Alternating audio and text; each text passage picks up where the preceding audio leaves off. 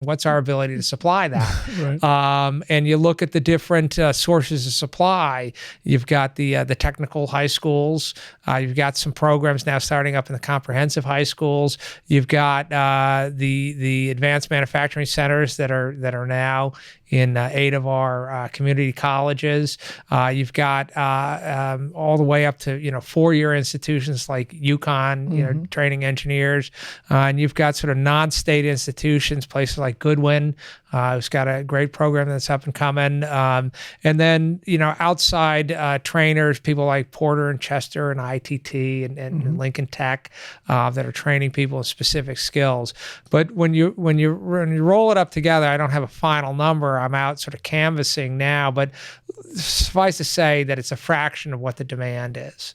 So then you say, okay, where are the bottlenecks in our supply chain? Yeah. And so for different institutions, Speaking of lean and Kanban. Yeah, in different institutions, it may be different things. In some programs, it may be there's just not enough people have demand going into those programs. They have capacity, but there's not enough people going into them.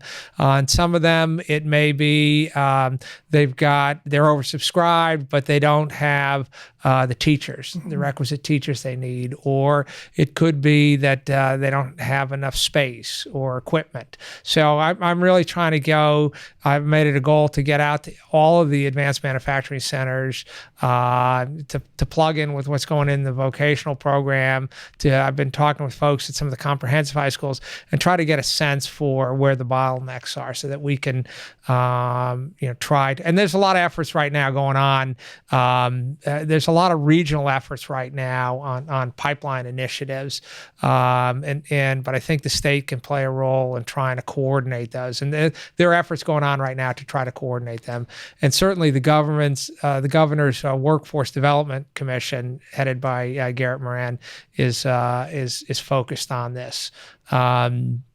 So I think the key there is to increase the capacity of our pipelines.